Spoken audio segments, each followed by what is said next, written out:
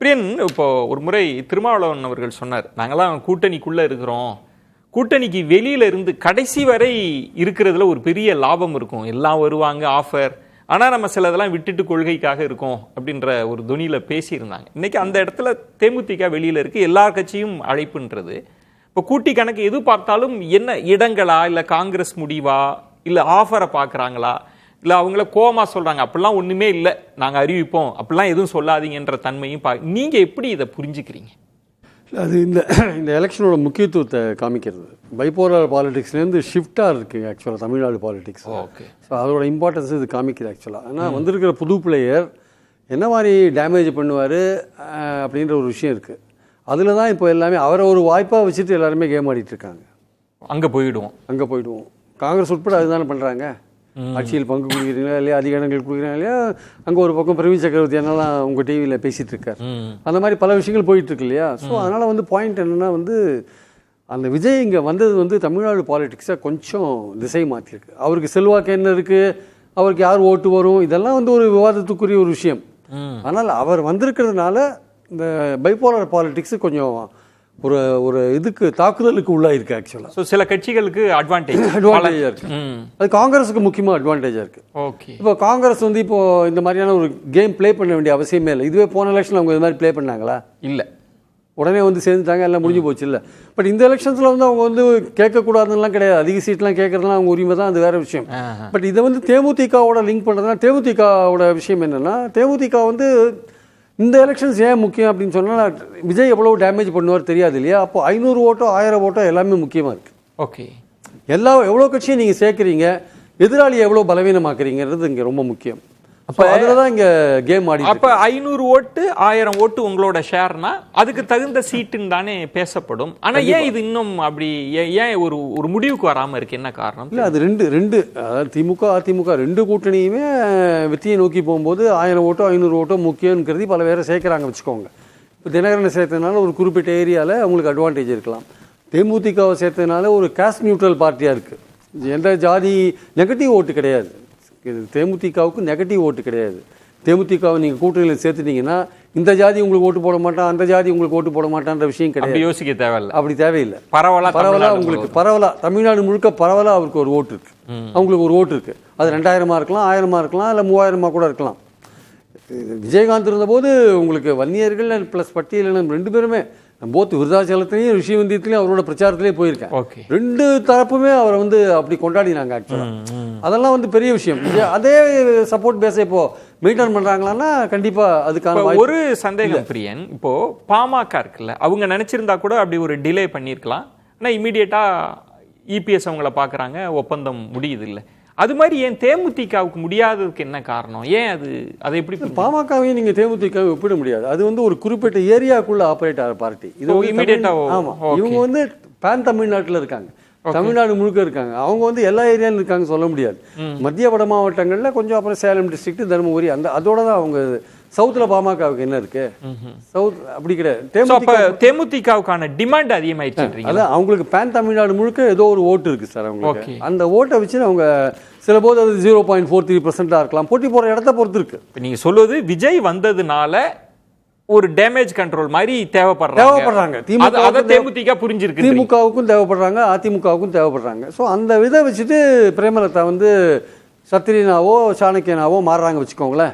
நாங்கள் இதுவரையும் சத்ரியனா இருந்தோம், இனிமேல் சாணக்கியா மாற போகிறோன்றாங்க. சாணக்கியனா மாதிரி அவங்க அவங்களோட வருத்தம் என்னென்னா, நாங்கள் கட்சிகளோட கூட்டணி பேச்சுவார்த்தை நடத்தினா நாங்கள் செய்கிறது பேரம், ஆனால் மற்ற கட்சிகள்லாம் நடத்தினா அது தேர்தல் பேச்சுவார்த்தை அப்படின்னு அவங்களுக்கு ஒரு வருத்தம் இருக்குது. அதனால் நம்ம பல விஷயங்கள் அவங்களுக்கு பல விஷயங்களை முன்னாடி வைக்கிறாங்க. இப்போ ஒரு விஷயம் சொன்னார் ஷியாம் சார், திருமணம் சம்மந்தப்பட்ட ஒரு விஷயத்தையும் உள்ளே கொண்டு வந்தார். ஒரு கல்லூரி சம்மந்தப்பட்ட விஷயமும் உள்ளே இருக்குது. அது உள்ள கல்லூரியை வித்துட்டாங்க. அந்த விற்கப்பட்ட கல்லூரி விஷயம் மறுபடியும் தேர்தல் கூட்டணி பேச்சுவார்த்தையில் அடிபட்டு இருக்கு. இதெல்லாம் சம்பந்தம் இல்லாத சில விஷயங்கள்லாம் உள்ள வருது. எல்லாமே சேர்ந்து உள்ள வருது. இது வாங்கின திமுக எம்எல்ஏ அவர் இதுக்கு நமக்கு என்ன சம்பந்தம் இருக்கு, தேர்தல் பேச்சுவார்த்தைக்கு நமக்கு என்ன சம்பந்தம் இருக்கு அவர் யோசிப்பார், வாங்கின திமுக எம்எல்ஏ. ஸோ அந்த மாதிரி இருக்கிற விஷயத்த நம்ம பார்க்கறோம் நம்ம. ஸோ அதனால தேமுதிகவை பொறுத்த மட்டும் அவங்களுக்கு 8 சீட்டோ 6 சீட்டோ. திமுகவுக்கு என்ன பிரச்சனைனா, இவங்களை சேர்த்துக்கிறது வந்து ரொம்ப விரும்புகிறாங்க, வரணும்னு விரும்புகிறாங்க. ஆனால் அவங்களுக்கு என்ன பிரச்சனைனா இவங்க கேட்குற சீட்டை கொடுக்க முடியாது. இருக்கிற 4 பேர் காத்துட்டு இருக்காங்கல்ல, ஒரு ஆழ்கடல் அமைதியோடு காத்துட்டு இருக்காங்க. யார்? விசிகா, சிபிஐ, சிபிஎம், மதிமுக. ஒரு பெரிய ஒரு அமைதி அது உள்ளே புதஞ்சிருக்கு. ஆக்சுவலாக ஏதாவது தேமுதிகவுக்கு 3 சீட் 4 சீட் அதிகமாக போச்சு, அவங்களோட இது அப்போதான் அவங்களுடைய ரியல் விஷயம் வெளில வரும். அதனால திமுகவுக்கு கொள்கை ரீதியா உள்ள இருக்காங்க நிறைய. பாருங்க, ஷியாம் அவர்கள் காங்கிரஸ் முடிவுக்காக தேமுதிக காத்திருக்கு. தேமுதிகவுக்கு எவ்வளவு கொடுக்க போறாங்கன்னு மத்த கூட்டணி எல்லாம் சைலண்டா பாத்துட்டு இருக்காங்க. அதுல வந்து அவங்க வெயிட் பண்ணிட்டு இருக்காங்க. அதுல ஏதாவது ஒரு அசைவுகள் நகர்வுகள் கொஞ்சம் இவங்களுக்கு ஒரு பிரச்சனையை தோற்றுவித்து வச்சுக்கோங்க. இல்லைங்க, தேமுதிக புதுசா வந்திருக்கு, அவங்களுக்கு ஒரு 8 சீட் கொடுத்துடலான்னு இருக்கோம், இல்லை 8+1 10+1 ஏதோ ஒன்று கொடுக்குறான்னு வச்சுக்கோங்க. அப்போ இந்த கூட்டணி கட்சிகள் சும்மா இருக்க மாட்டாங்க. 3 தேர்தல் அவங்க கூட ஒரு ஃபார்முலா இருக்குல்ல, காங்கிரஸுக்கு ஓகே ஒரு ஃபார்முலா, அடுத்து விசிகா தேமுதிக அடுத்த கிரேட், அது மாதிரி எல்லாம் ஆப்ஷன் ஒத்துக்க மாட்டாங்கன்றீங்களா? இந்த எலெக்ஷன்ஸ்ல நாங்க டபுள் டிஜிட்னு விசிகா ஏற்கனவே சொல்லிட்டாங்க எங்களுக்கு வேணும்ட்டு. சிபிஐ சிபிஎம்மும் அதிக இடங்கள் கேட்கறாங்க, மதிமுகவும் ரெகக்னிஷன் போன்ற விஷயங்கள்ல அவங்க அதுதான் தள்ளி போயிட்டே இருக்கிறது. அதனால தான் தள்ளி போயிட்டு இருக்கு. அதாவது 18 சீட் வரையும் கேட்டிருக்காங்க சார் திமுக.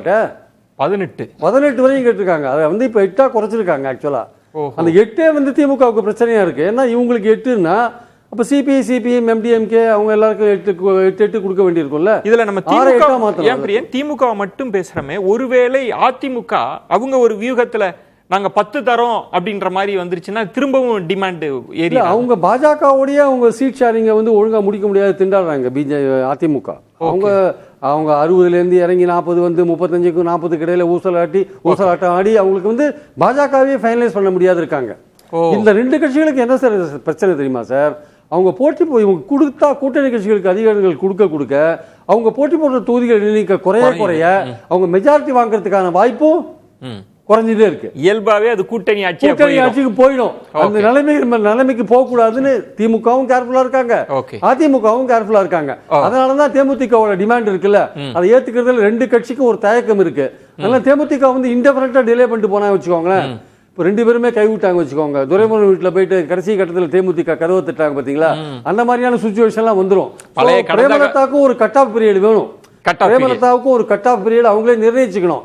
அவங்க இல்ல நம்மளுக்கு ரொம்ப டிமாண்ட் ஜாஸ்தியா இருக்கு அப்படின்னு இன்டெபரண்டா போனீங்கன்னா take it or leave it offer. Ravindran சொல்ற மாதிரி take it or leave it offer. காங்கிரஸ்க்கே இப்போ நிலைமை அதுதான், take it or leave it.